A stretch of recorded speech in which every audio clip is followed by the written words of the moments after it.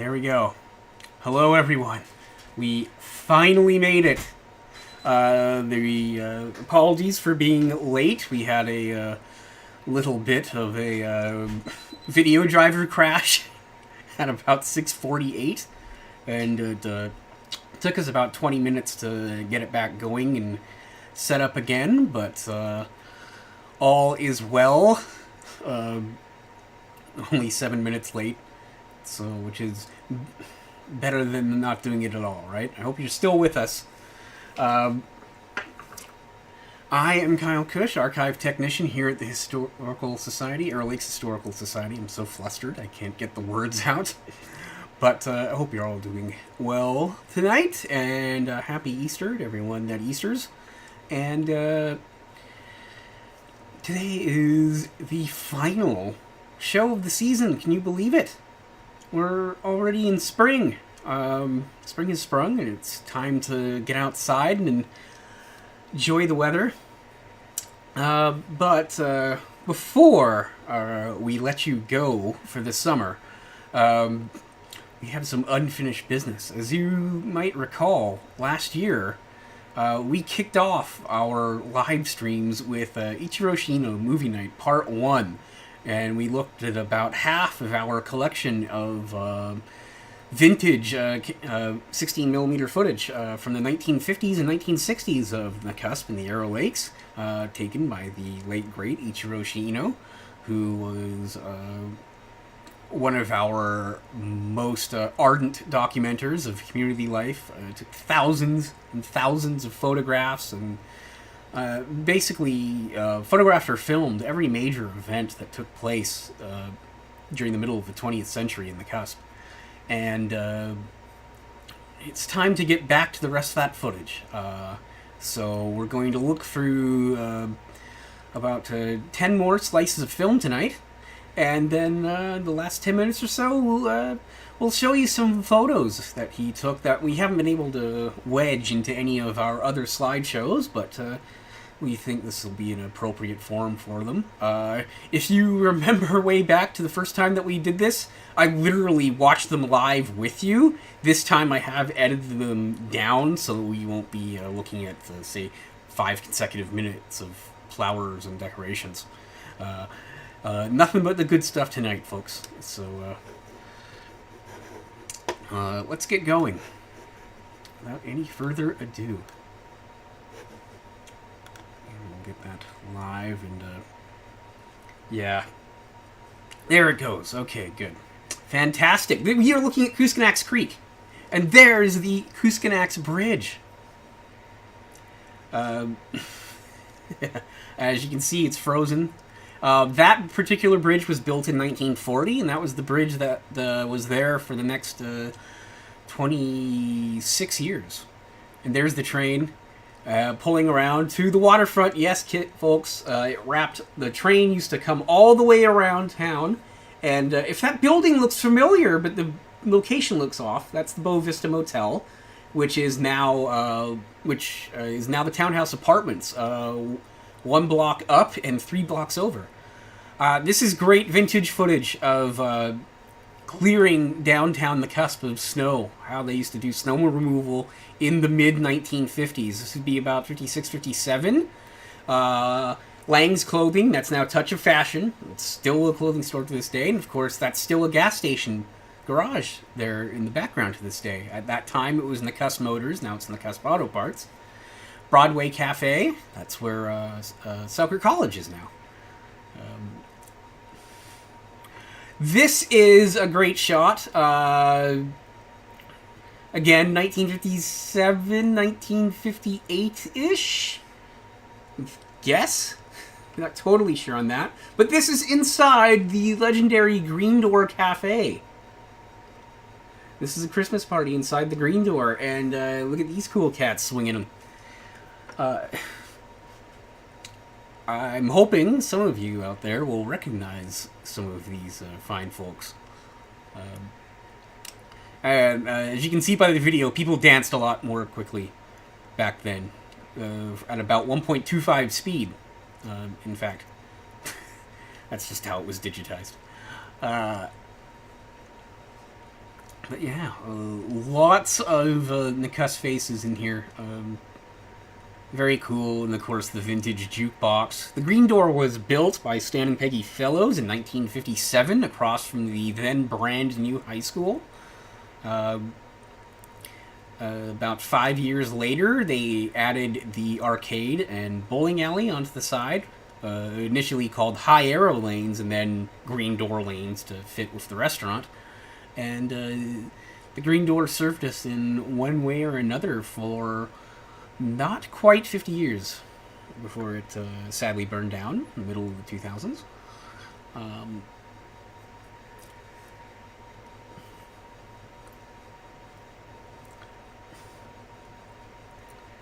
But yeah, that's love that fridge.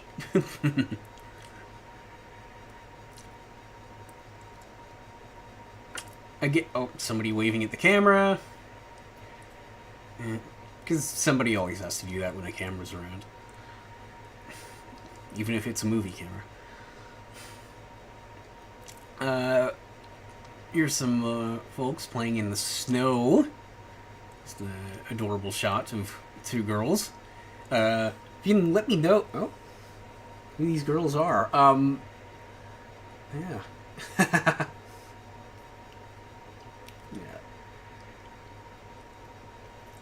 Yeah, that's adorable.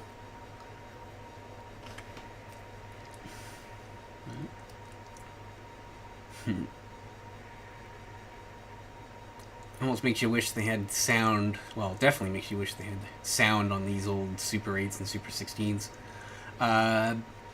Now we are inside Selgar's Big Bend Sawmill. This was on the waterfront in Nakusp. This was located right below where Nakusp Beach is today, right in that area. And when they initially constructed Nakusp Beach, they actually had to re-sand it after a couple of years because the sand was getting washed away and uncovering all the sawdust left over from the mill. So, but this was the big employer in Nakusp.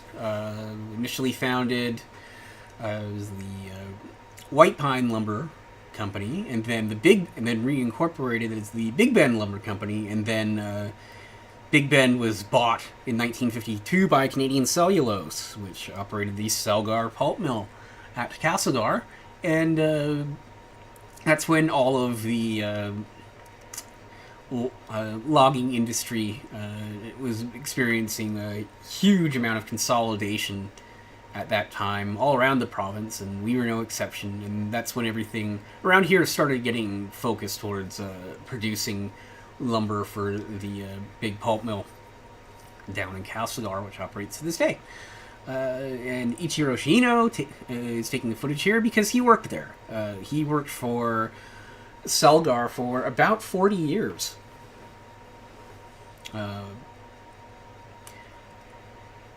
Yeah, this is just a great shot of the mill in action. Of course, the train as it wrapped around Nakusp and came down toward the waterfront. This was its first stop along the waterfront. There's the office.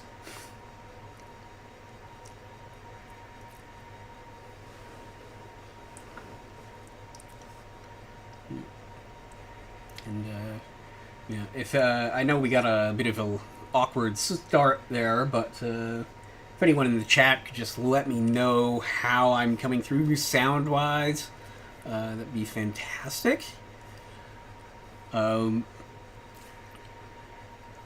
of the iconic things about Selgar in our region were the tugs that worked on the log booms, the great Columbia River drives, where logs would be driven all the way from boat encampment, way up in the Big Bend, all the way down to Castlegar, through Downey Creek, through Revelstoke Canyon, through the treacherous upper river portion of the lake, of the river, I should say, trying to get to the lakes. Once they actually got to the lakes, it was smooth sailing. It was getting it through those narrow rivers and not getting beached. This is, of course, the various bridges at Revelstoke. This lets us know that this is the early 60s because the Revelstoke Bridge that carries the Trans-Canada Highway across the Columbia River has been constructed. And so we know that it's from the early 60s because of that. Okay, good. We're sounding good. Fantastic. And I see more people are coming in now. Again, sorry about the late start. There's only so much you can do when your video driver crashes. But we've got it going now. The Columbia River before it was flooded. Makes you kind of wistful. Especially someone like me who wasn't around to see how the Columbia River looked before it was dammed. Look at this amazing waterfall.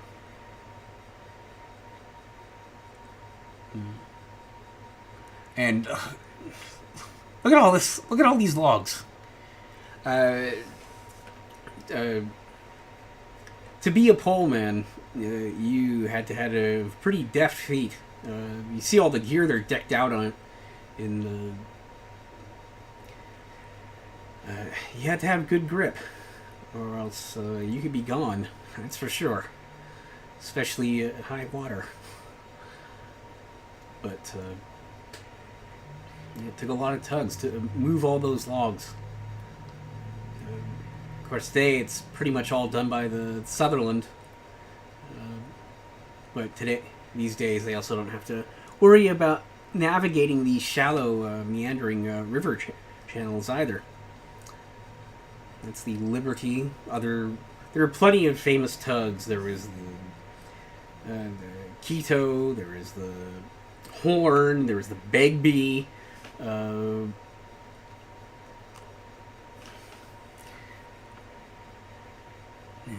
There's the Sitka, which is actually now the MV Ichiro Shiino. Crosley and Sean Coates actually took that old tug and refurbished it. And you can actually see that tug, named for Ichi. It's on display along the roadside as you make your way down what is now 13th Avenue Northwest. You can actually see it there.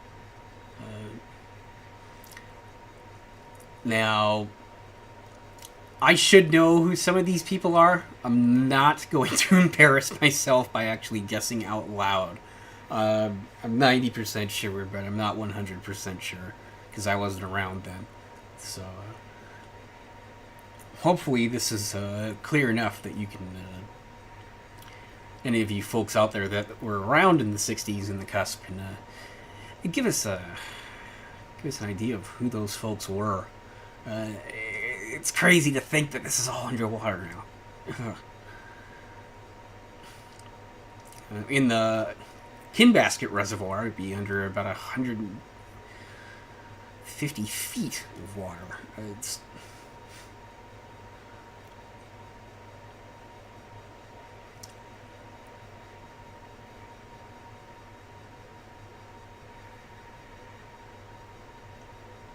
And look at that, there's a bridge under construction there.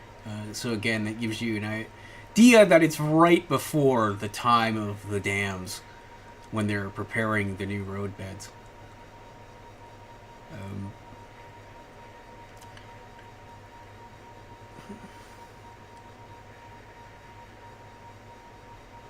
There's the Begbie there.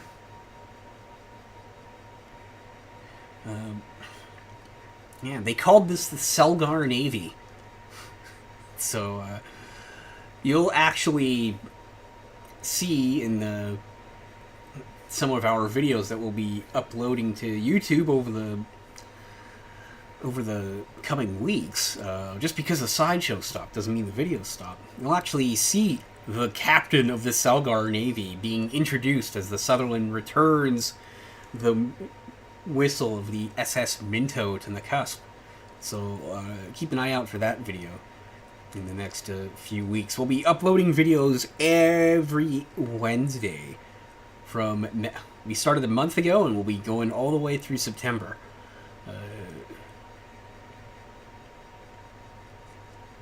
In fact, since we did our last slideshow, we've actually uploaded another Ichi video that is not present in this movie tonight or in the first movie night. that we did. It's footage from the Big Ben Mill in 1952, and it actually shows the SS Minto going by the mill on the lake. So you can go back and onto our YouTube channel and check that video out. It's pretty neat. We saw that boat, just that little cigar boat, just struggling against the current. In the days before it was untamed, it was a very powerful river. It still is. There's the monument at Boat Encampment, historic marker. That's where David Thompson. Yeah, and this is construction of the Mica Dam that would flood Boat Encampment,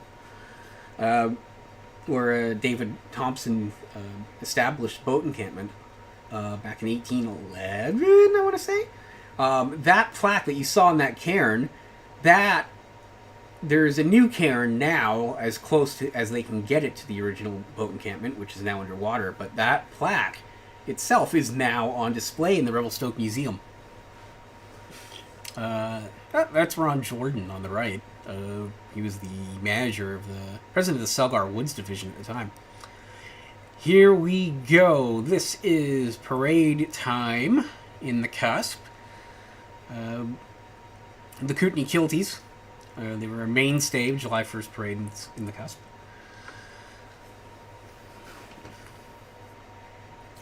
There's the Shell Garage and the Cusp Motors at the time. And here, this is 1957. So think of all the girls that you know in the Cusp area that are in their early 70s.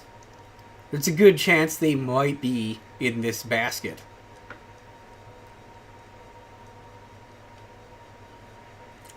And here's our faithful Arrow Lakes Hospital staff. I really hope that's not how they did surgery back in the late 1950s. The Bluebird Cafe. This is where the Bluebird Cafe was operated at that time by the Yoshida family and the Obayashi family. And they...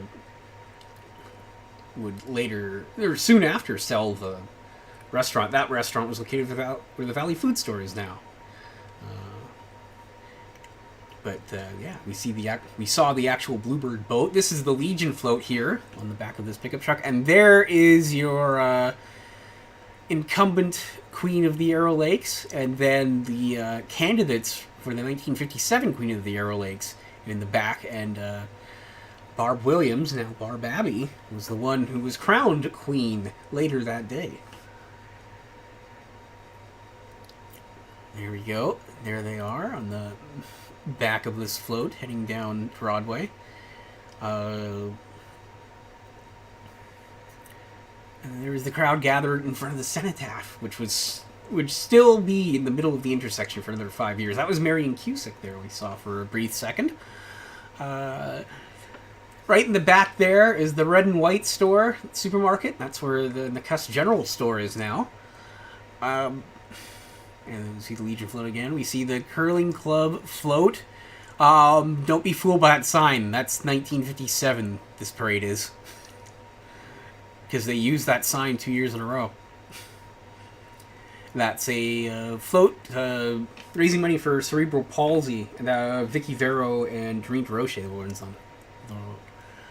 ones on that float with their kids. And there is Terry Ueda, who we saw in the Ueda movie night a couple shows ago with her troop of cubs. There's the Bluebird boat again in the Bluebird Cafe float. The Nakusp Brass Band.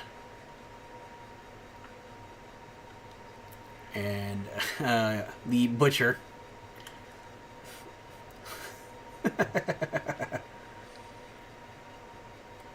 That's Marion Cusick again.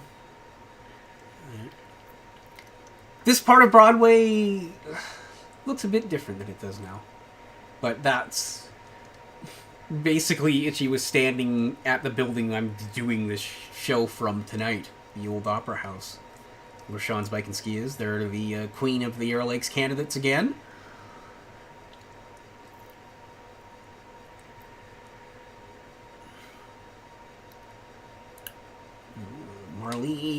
Kunstmann. I think that's the name of the queen, the incumbent queen from the previous year.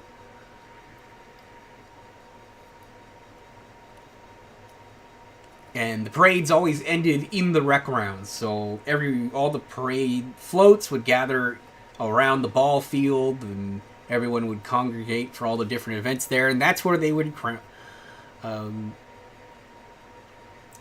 the queen some years, and then some years they crowned it the Legion. Once you got into the early 80s, they actually did... Late 70s, early 80s, they actually did a separate ceremony a couple days before the parade inside the arena. This is right around the time that logger sports were first introduced to July 1st festivities. Those hot saws, not quite as hot as they would get in the future years, even in at 1.25 times speed. It looks a bit slow. Again, you know who any of these folks are? Let us know.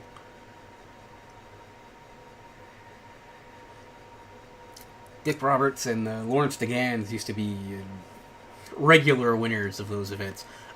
Wheelbarrow dunk race. Avoid getting dunked.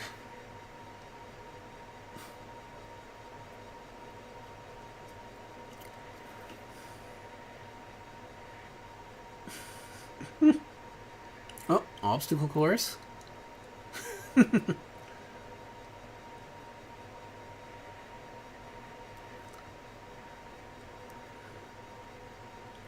here's the Kilties back at it. And then you can see in the background the ball teams were warming up. July 1st ball game. It was a long-standing tradition, one of the longer-standing traditions of July 1st. Up until the arena was built in 1970-71, baseball was really the big sport in the Cusp.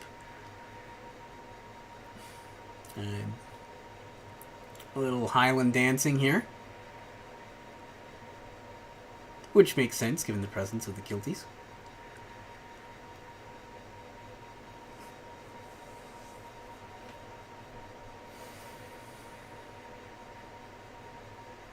And here's the crowning of the Queen on the field. And I spoiled it earlier, because, as I mentioned, Barb Abbey, was crowned Queen.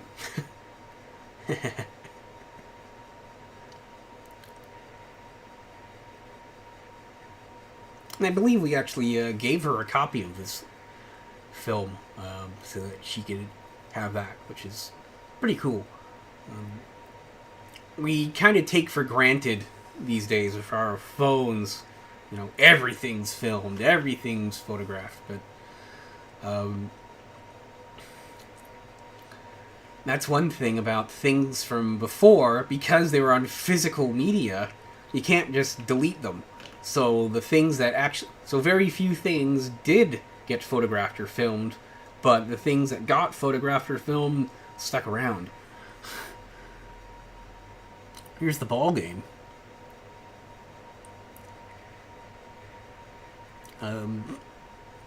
If our friend Jay Delma, one of Canada's top baseball historians, please go visit his website at theplate.com.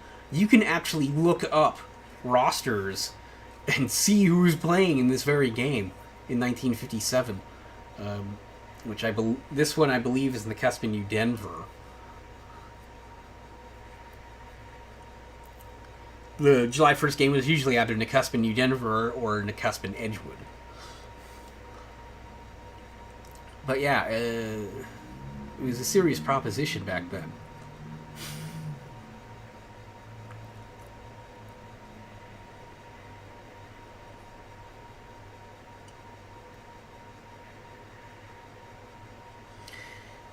Let's advance a year.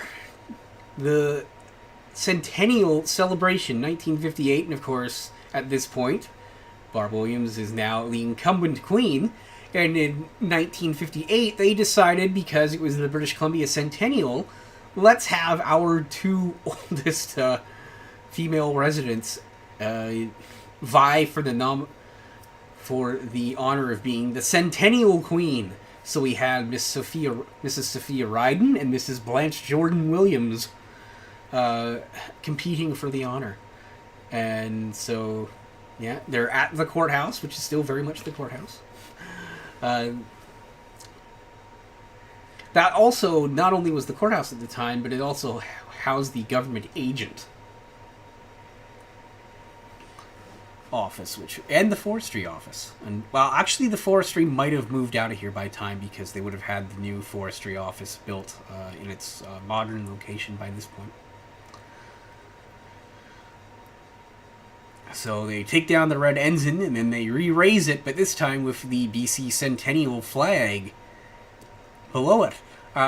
British Columbia did not actually have a provincial flag yet. That wouldn't come for another handful of years. So BC just used another version of the red ensign. Manitoba and Ontario, the only two provinces still using their red ensign flags as provincial flags. Everybody else has created new designs. And as you can see, Mrs. Ryden was crowned the Centennial Queen. The Centennial logo you saw there, the BC motto, which is Splendor Sine Okasu, Splendor without diminishment. In case you were wondering what the provincial motto was. These poor kids looking like they'd rather be anywhere else but dressed up. The ones after them seem to be having a bit more fun.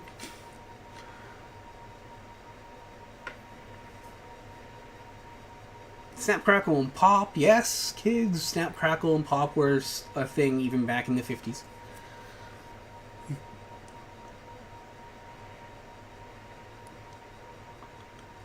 And you see lots of people in old-timer costumes. There's Jim Drummond from Carol's Landing.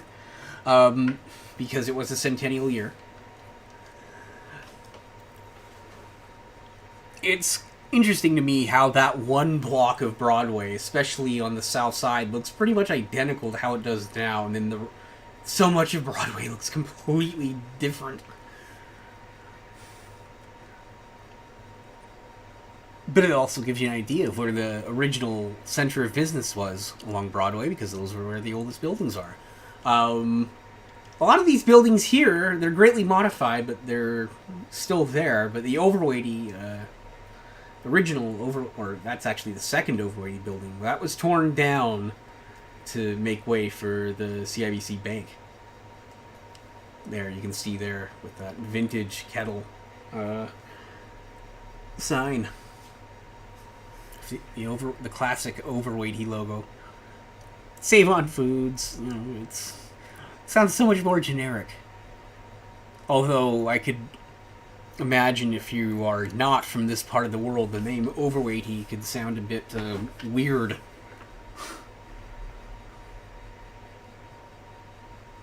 If you don't understand where it comes from. Yeah.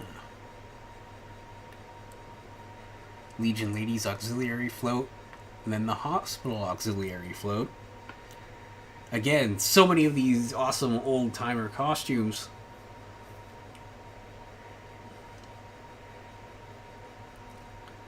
Just think of how many trees died for that float.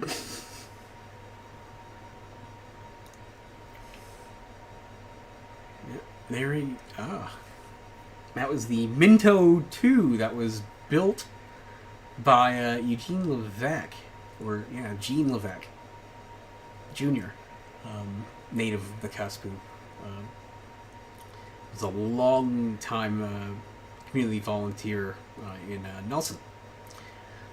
Boy Scouts again. There's the Legion float with again, a lot of trees that died for those floats. I don't think he's playing that guitar very well. And then we have some ethnic-themed costumes here.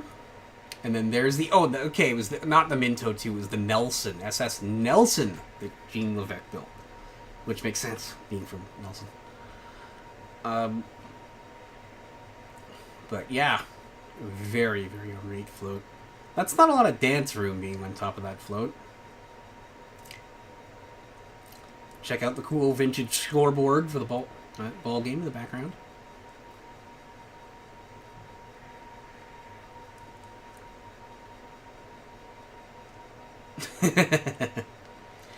Centennial Sam and Centenny Sue, if you're wondering, those were the official mascots of British Columbia's various centennial celebrations. There's a centennial flag up on the Rec Ground grandstand.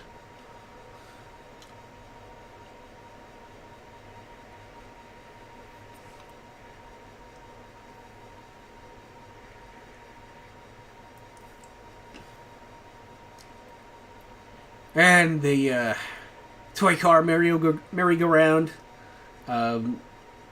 which I definitely remember riding as a kid. They were built at the end of the 40s. They lasted into the 90s. They're now sitting in storage in the arena. But they do still exist. And if you go to the park, sort of in between where the Cenotaph is now and the Rotary Playground, you can actually see the foundation for where they would set this up each year, the little power supply that they had. I don't know what mill this is. My best guess would be maybe the Purcell Lumber Mill, which is located where the Purcell Gravel Pit is now, just going south of town towards Crescent Bay, just south of Rothwell Point there, Browns Road. If it's not that, it could be the Cusick and Sad Mill as well.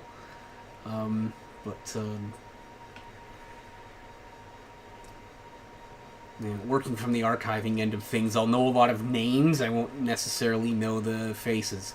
So, somebody could help us identify what mill this is exactly. Because all that was labeled on the film canister is 1958. Well, that doesn't help too much. At least we can date the year. But I'm just trying to think of what mills in the Nakusp had beehive burners, and I can only count them on one hand. So, could very well be the Purcell Lumber Mill, which was co-owned by Bert Harridge and Erling Johnson.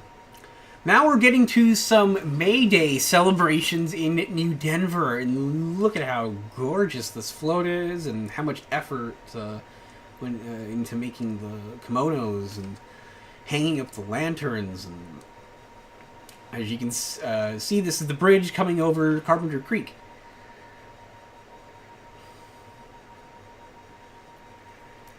A bit different than the bridge that exists now. Again, no Canadian flag yet, so we're all still just flying Union Jacks. I love the googly eyes on the front of that float. That's the Kinsman float.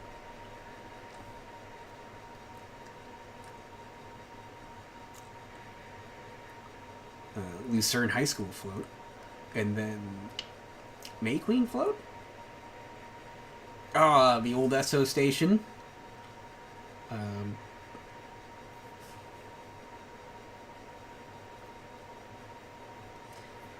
Later, that's right at the corner of what is now 6th Ave and Union Street, Highway 6.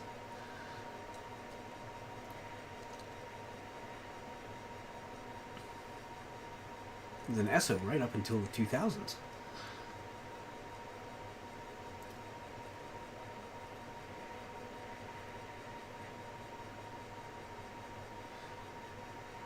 (1968). I can tell you that because the waterfront has been completely leveled, but the CPR workshop is still on the waterfront. So that tells us this is 1968. This is Rothwell Point. That's the Selgar Yard. And here's a Selgar tug working with some booms that are stuck in the ice. Of course, the lake doesn't really freeze over anymore. This would be the last year, really, that you could count on the lake freezing, because once the dam came in, the hydrology of the lake changed. And, of course, things have also just gotten warmer over the years. We did have one deep freeze a couple of years ago. Actually, put a decent amount of ice back in the lake, but that's the only time I can certainly remember the lake even coming close to freezing over the last quarter century. Saddle Mountain, of course.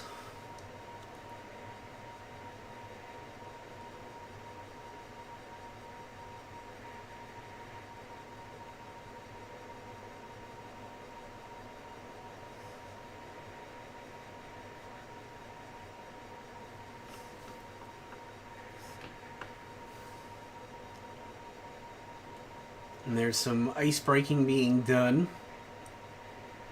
by that giant barge. Could be the Kuskanax.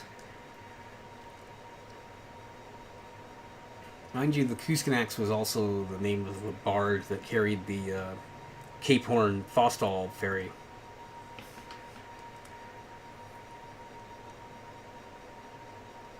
So it could be a different barge, but I don't know.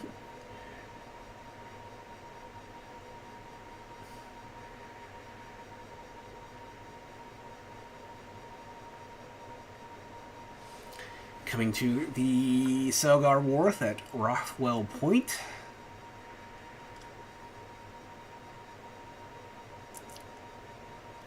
And carved not the straightest path across Upper Arrow Lake.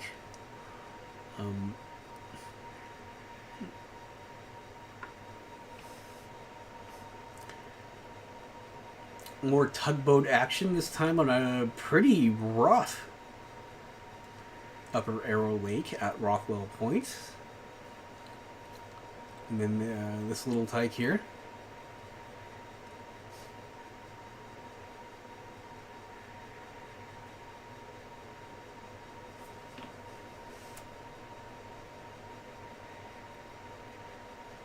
And then some high seas action.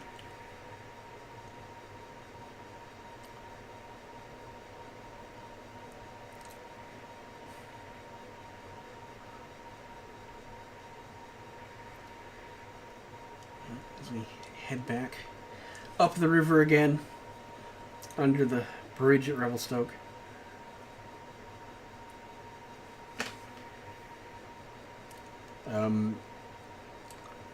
Other than parades, we probably, and it would make sense again since he worked for Selgar, but we'll probably have more movie footage of Selgar tug operations than anything.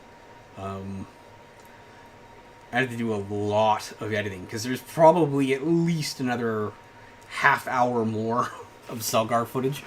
But I did want to get in a few minutes of it. Like, look at the size of this log boom, for example. Pretty nuts.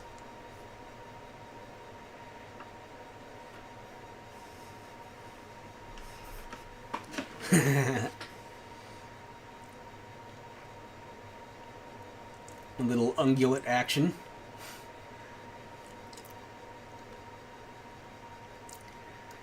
If you remember the first Ichi Movie Night, of course, there was the bear that they would go and feed across the lake at Vipond Creek.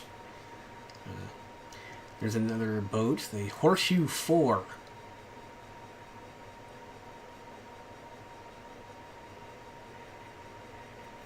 That is the MV Lardo. This is the ferry that took over for the SS Minto. It held 10 cars, and it had to do the run all the way from Nakusp up to Arrowhead via Halcyon, Galena Bay, and Beaton. So you'd be on that boat for a few hours if you had to get out of town toward the north. Until it's late 60s, because we do have a British Columbia flag now on top of that boat. Or mid 60s anyway.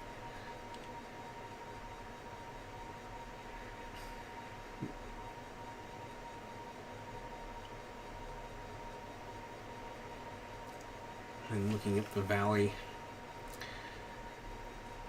Arrowhead. As you can see, this is where the Columbia River actually entered Upper Arrow Lake at this time. It didn't just sort of fade into the river like it does now. There was a delta and sandbars and estuarine type islands, like Cottonwood Island.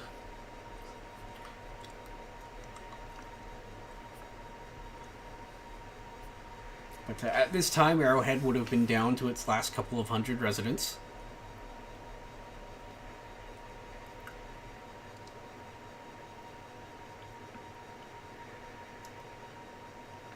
The school and the store were still going at that time, though. And of course, it would all be dismantled come 1967, 1968.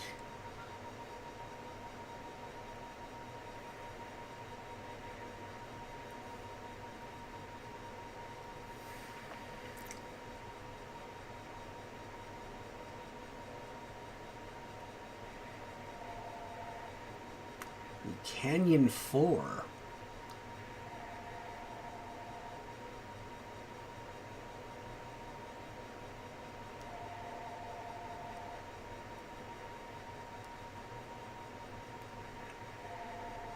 All right, now we are coming into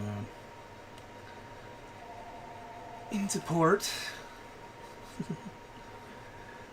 And getting some interactions filmed here.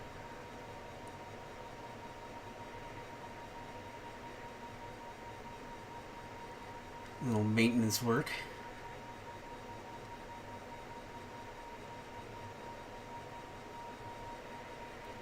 I think we even get to see some angle grinders go to work here. Some welding torches.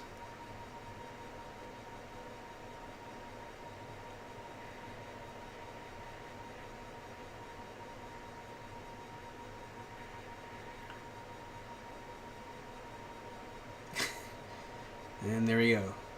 Video inception. I love that. And you wonder what happened to those photographs. I'd like to see those.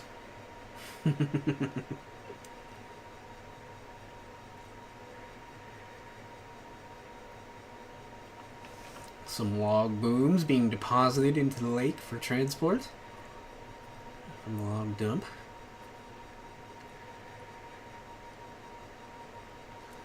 Again, if you know any of these folks, let us know.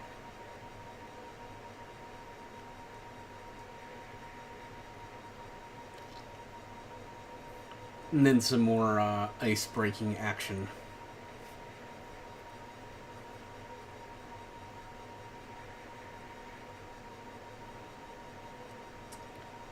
Right, and then another view of the MV Lardo ferry. Yeah. For anybody new here, Highway 23 was not extended past Arrowhead toward the cusp. Up. It was the late 60s that they actually properly started building a highway, and it was 73 that they officially paved it and opened it and called it Highway 23, even though the Galena Bay Ferry was in operation in 1969.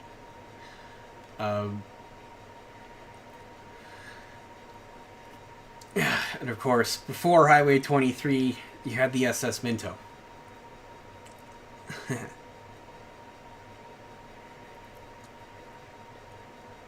So, in Movie Night Part 1, we saw the final voyage of the Minto.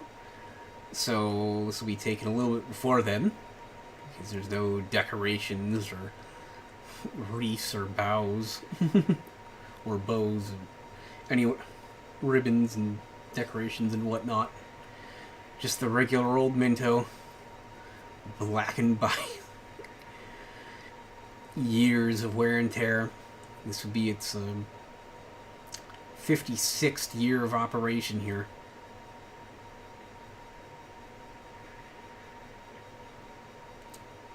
Captain Robert Manning.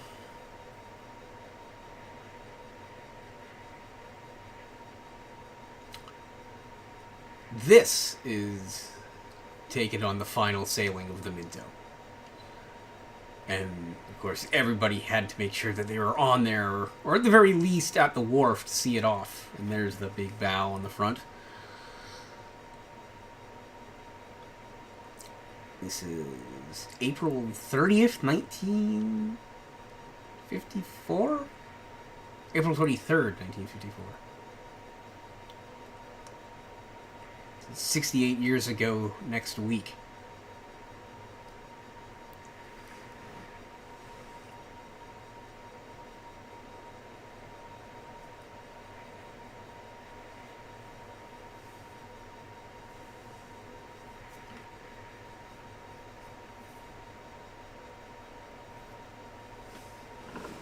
And again, priceless footage. Just... as you can see by the amount of cars down the waterfront, it was a sad day along the Arrow Lakes, that's for sure. There's the Wheeland way in the back, and then the Bow Vista Motel. It's the original location.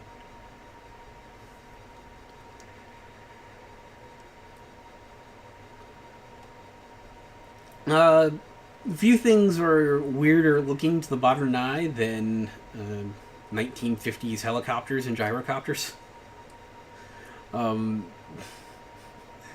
They basically look like dragonflies. And they're so little. You know, man, you think of a giant Sikorsky and then you compare it to something, a little guy like this. Barely big enough to fit 2 people in it. No room for luggage.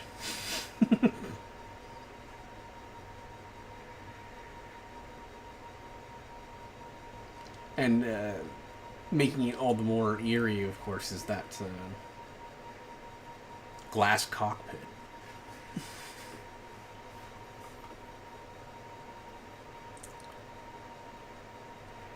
A little float plane down on the waterfront in front of the old bulk gas plant. Those houses on top are all still there.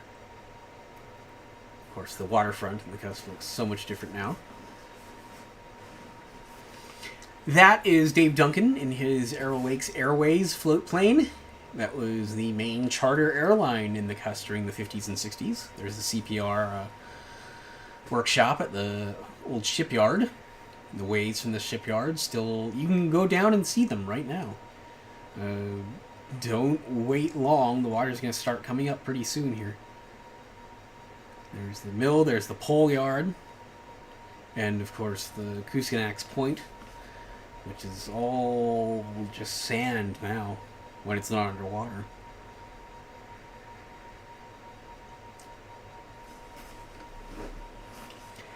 For anybody coming in late, just because it's a live stream, like, you can rewind this. You can actually go back and watch me right from the beginning, watch the show right from the beginning, and catch up. Just because it's live doesn't mean you're stuck waiting until the movies end to go back and watch the beginning. What an aerial view of Nakusp, and I love that shot that we just saw because it shows how undeveloped the north side of Nakusp is. When Nakusp ended, it ended, and there was no highway north. There was a logging road north at that time, but there was no highway north.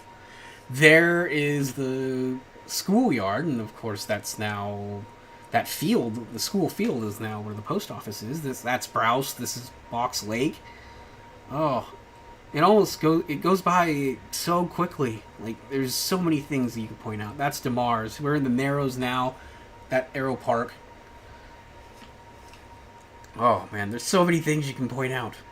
It's almost worth it to go back after this video's finished and watch it like quarter speed or half speed, just so you can pick out all the old landmarks that are gone and the landmarks that are still here. This is awesome. Inside the plane. Don't know who's flying. That gives you a great idea of how undeveloped the north side of Nakusp is. And Box Lake, from the air, you can see how it got its name. It is shaped like a rectangular box. Not so rectangular Summit Lake. Much more ragged. There's the 3 islands in the middle. The peninsula, where the Kinsman Park and now Summit Lake Provincial Park would be built about 10 years after this. And now just awesome shots of the Alpine.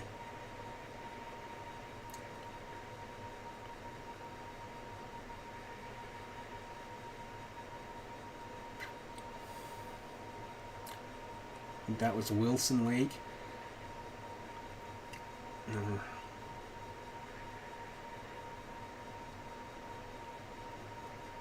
think we fly past the Saddle Mountain Lookout here pretty quickly, if we haven't already. Yeah, Nakusp again. There it is. Saddle Mountain Lookout, which you can still hike to. The Borton Ranch, way in the background, where Don Creek Provincial Park is now. There's the farms of Glenbank off in the distance, then the farms of Brass off to the right. Look at all the log booms on the waterfront. That'd be unthinkable now. And of course, right where the beach is today, that's where the Celgar Mill was. This is right when they're building Nakusp Secondary School. You can see Nakusp Elementary School, that's already built. Nakusp Secondary School, not built yet. That would be opened in 1957, so that tells us this is 1956.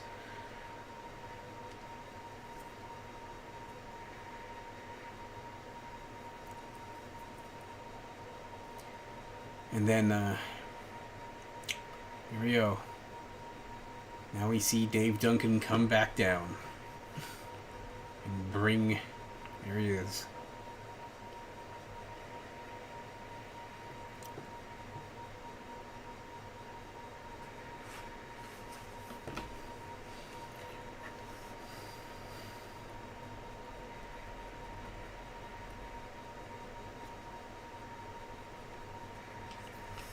Some more alpine shots here.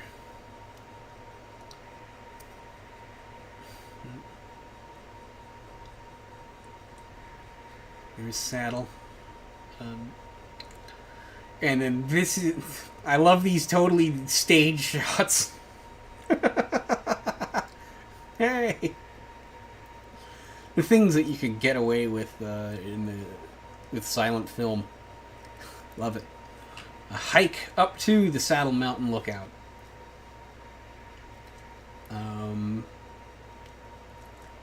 Now, I wonder if one of those men was Joe Stanley, who would have been the one of the lookout men up on top of the time. I don't know. I don't know what he looks like. I've only seen him in one photo, and it's kind of obscured. It could be any number of rangers, because certainly there were a number of people who were stationed up there. My Uncle Pete was stationed up there for a few years.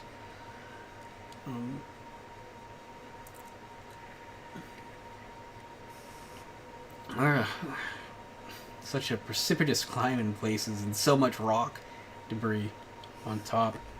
Right at the top, a lot of the rubble is left over from the original Saddle Mountain Lookout that was actually destroyed by lightning in 1942. And so the current lookout is built on top of the ruins.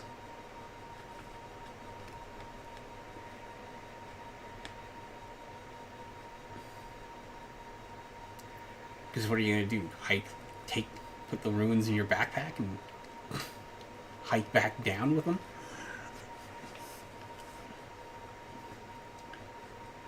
It's a hard place to clean up. A great shot of how Highway 6 went right along the lakeshore before the dam. Now, of course, it's located a few hundred meters in, pretty much all the way along the lake. There's very few places where it runs right along the lake.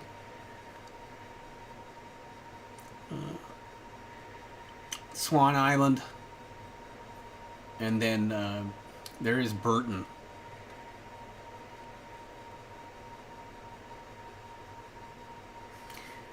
That's West of Mars there. Again, it gives you an idea of why we call the portion of the Arrow Lakes between Upper Arrow Lake and Lower Arrow Lake the Narrows. Back to the Nakusp Pier, mouth of the Kuskanax.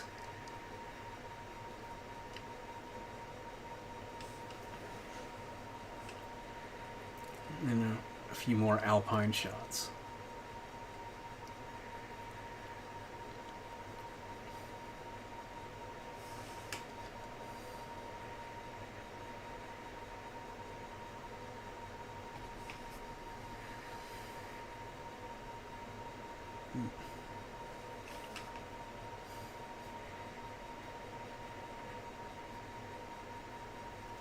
Yeah, it's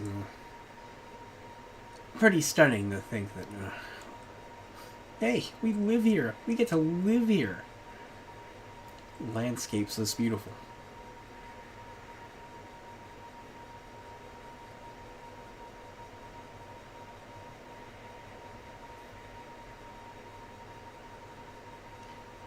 And then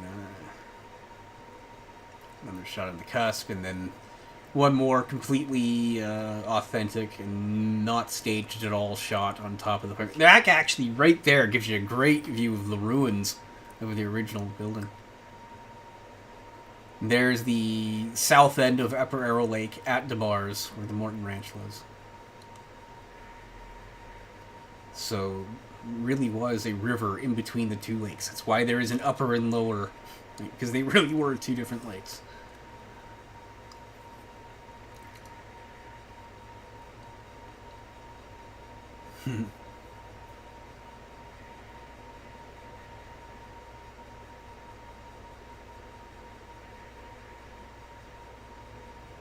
Any guesses where this is?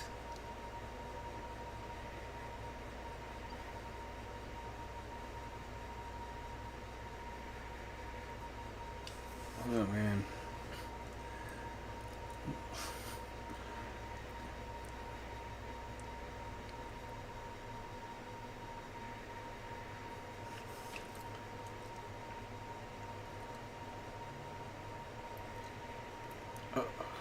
Yeah. Some of these vehicles don't look quite as safe as the ones we have nowadays, I must say.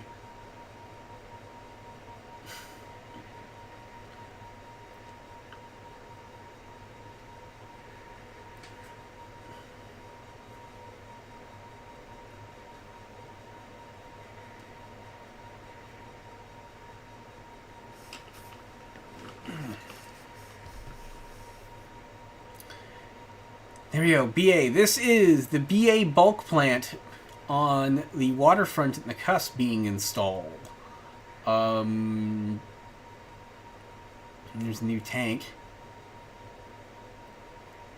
And I believe this is 53? 1953? Something like that? It's basically right in the middle of the waterfront. You can actually see the Leland Hotel there for a second in the back. So this is right in between the foot of what is now 2nd and 3rd Avenue Southwest.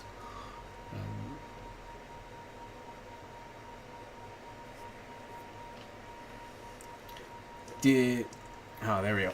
We just had a weird little hiccup there. So again, I wonder about this video driver, but here we are. 1968 Arrow Lakes Winter Follies Parade.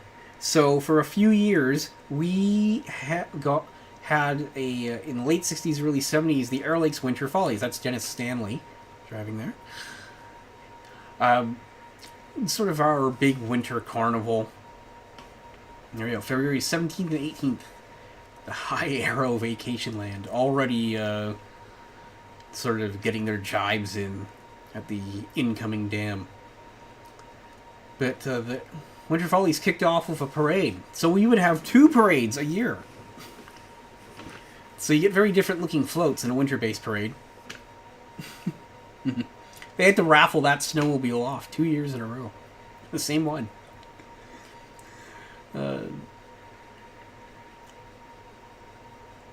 Makar Lumber and Hardware. That's the predecessor of Loma Lumber, and then Igloo Lumber, now the home building center in the Cusp. Marshall's Hilltop Grocery, and of course Hilltop still with us. A lot of the cooler events, certainly the skiing based events, all had to be at the then brand new Summit Lake ski area. But there's also a lot of events right on Summit Lake itself. Snowmobile races and hockey being the two that popped first to my head. There is also snowmobile racing at the rec grounds in the Cusp as well. But here's some cool Warren Miller-esque ski footage. No T-bar yet. You just had the wonderful tow rope.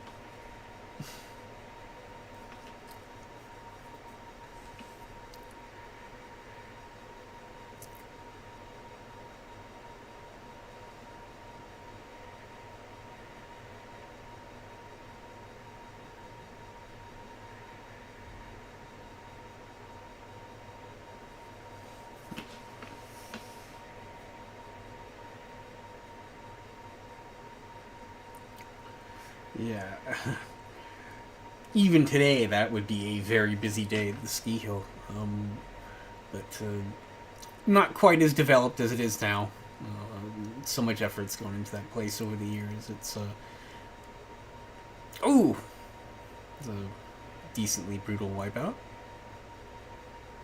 And yeah, as you can see, skiing is still a new phenomenon to the region.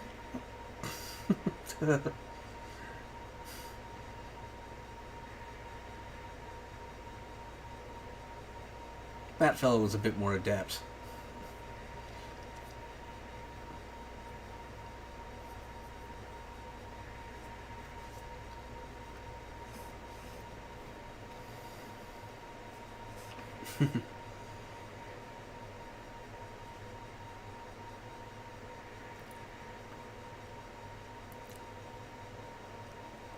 The thrill of victory and the agony of defeat. Everybody remember that from Wide World of Sports?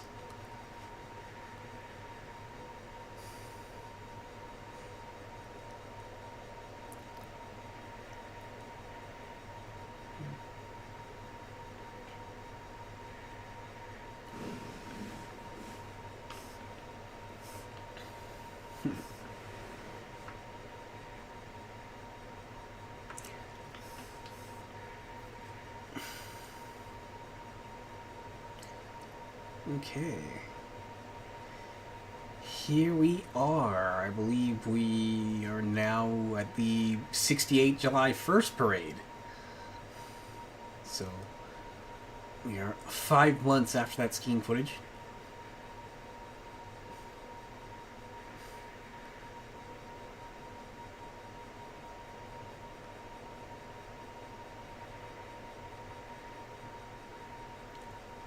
That wasn't Donna, was it? Because if that is, that's awesome. Turkey burgers! Yes, come to the Nakusp Curling Club and get their famous turkey burger, ladies and gentlemen. I don't think they sell turkey burgers at the curling club anymore.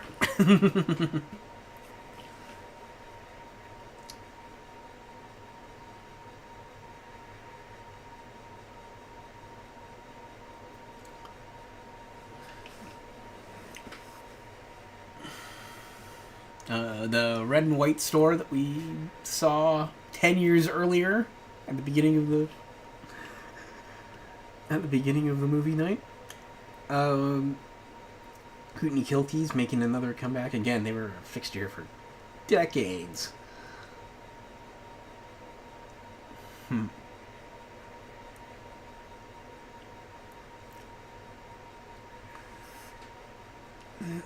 then the Baton Girls for the Nakusp Brass Band.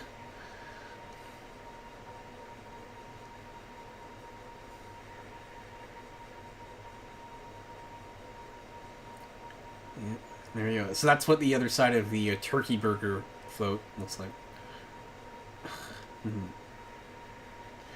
And then, yeah, the dam's on everybody's mind. So...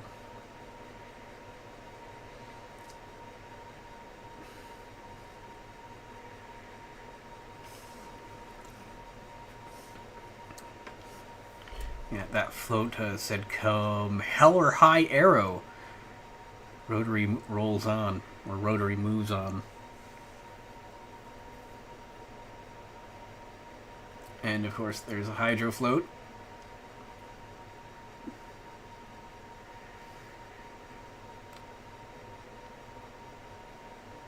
And then, only you can prevent forest fires.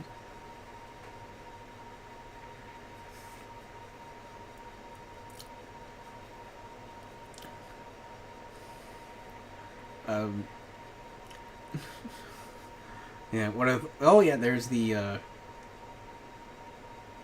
cenotaph there.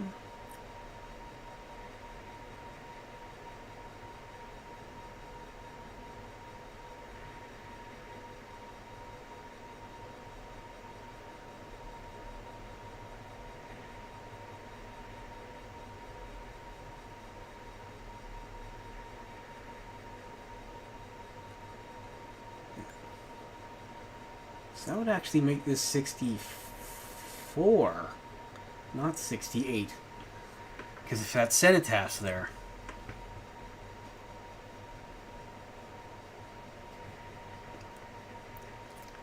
because by the time 68 comes around, the cenotaph has already been moved to the park.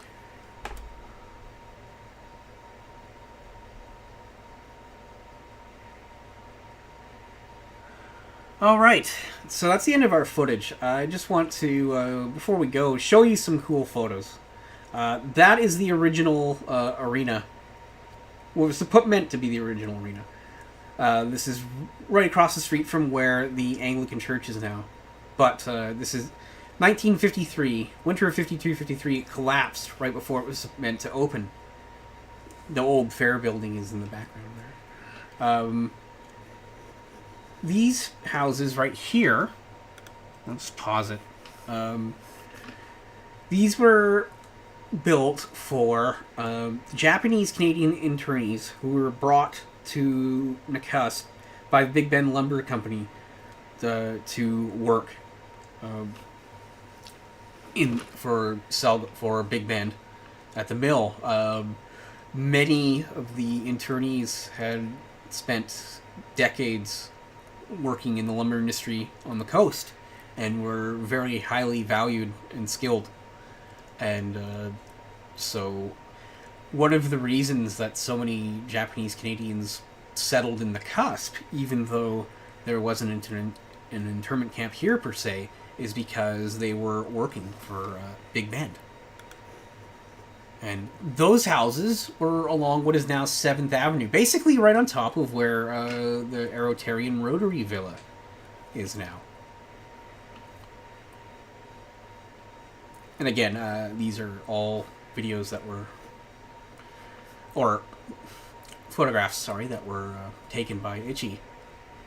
That's the old Glenbank Methodist Church, right at the corner of Nakusp East and Shakespeare Roads. Yes, Glenbank had its own church for many decades. So we actually had two separate churches affiliated with the United Church in the community. That's the Harold Clark residence. He would build the Bow Vista Motel next door to it, and they both had that same sort of balcony-style architecture. A little golf inside the rec grounds. The rec grounds had a 6-hole golf course. Yes, 6-hole golf course. That's Robbie Obayashi there, taking a swing. And it's these holes, up until they built Helen Zelsnick Park in 2004, you could actually see from above where some of those holes were laid out, even 40 years after the new golf course was built. Awesome footage. That's Baron Yoshida taking a swing there. Great action shot. Speaking of the rec grounds. This one's a bit bittersweet. These are Japanese Canadian families leaving town after they as the camps are closed, and Japanese Canadians are being told that they have to relocate east of the Rockies. But many of them did wind up remaining in the community, and as you can see here, formed the heart of our community for many years. That was the 1951 championship Nakusp ball team. Another a rainbow over an internment camp. That's a very bittersweet photo.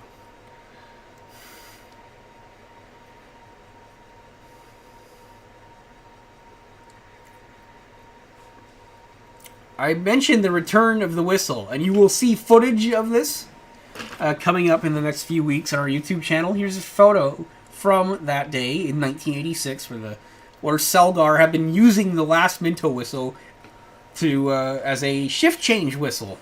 When the new visitor center was built here, they gave it back to the Nakusp, and it still blows all summer to this day, every day at noon. There's the Village Bread and Pastry Shop and the Green Door Lanes. Village Bread and Pastry Shop, the successor of the Green Door Cafe. So we saw the dance party inside there. There's the Minto Visitor Center, 1986, right after it was built. And the whistle was installed on top. It's been renovated since then. That building that they built it from was actually hauled down. It was an outbuilding at the Summit Lake ski area. This gas station is still in operation today. It opened in 1946 as Ward's Garage, Arrow Lakes Motor Freight. Eventually, it would be passed to Hill and O'Brien. Vince Hill and Mick O'Brien would take over it, and then it eventually became Anderson's. There, I mentioned the bear being fed at Vipon Creek. Ichi Movie Night Part 1, we saw the video footage of it, but Ichi also took dozens of photos of the bear being fed, and again, it's stunning that people would even dare to try. That's Niall Sinclair with his logging truck. This is at a July 1st parade, 1950.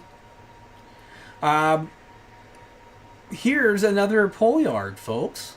And this is on top, right on top of where the marina is now. That's where the Bell Pole Yard was originally.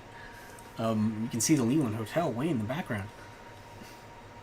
So right on top of where the marina was a pole yard. And before that, that was the Nakusp's first mill site, the Janelle Brothers Mill, back in 1893. That's Ichi right in the middle.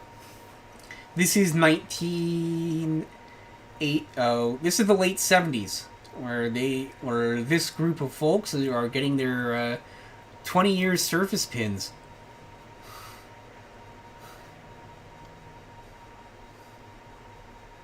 Actually,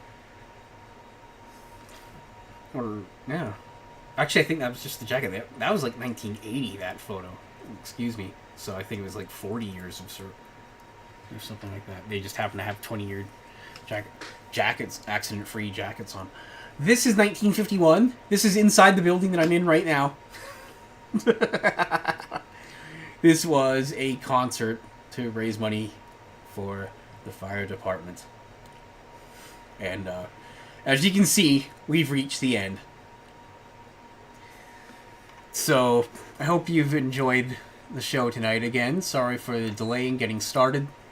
But ultimately it went well, and I thank you very much for watching. Even though this is the last slideshow / movie show of our live stream season, like I said, we have 24 more videos coming out on our YouTube channel every Wednesday morning, 7 a.m. Pacific. Now through the end of September, a new video every week. They're already loaded, waiting for you. They're just waiting to premiere. So, lots of stuff. Historical parades, build, bail, and sail historical lectures and talks, random footage of old historic landmarks, all sorts of very different material from what you usually get to see on this YouTube channel. So, yeah, and the best part is that it's on YouTube. You can watch it whenever you want. You don't have to watch in the day they premiere. You can just sit down one day and just pan through a bunch of stuff if you like. I encourage you to go back and check out the stuff that we've already been throwing out on our YouTube channel, and we also hope to see you in person at the archives again in Nakusp within about a month or so. Don't know for sure exactly what day we'll be opening, but yeah, we'll be more than excited to see you all in person at the archives, and hopefully we can get back one day to doing these in person in front of an audience, because that's where these shows are the most fun. But doing this on YouTube has been a wonderful experience. We've gotten thousands of views on our different shows. I think over 5,000 now, all combined. So it's a much bigger audience than we could ever reach normally. And I thank you so much for your support. And we'll see you on YouTube, and we'll see you in person at the archives, hopefully in a few weeks. And until then, I say good night, everyone.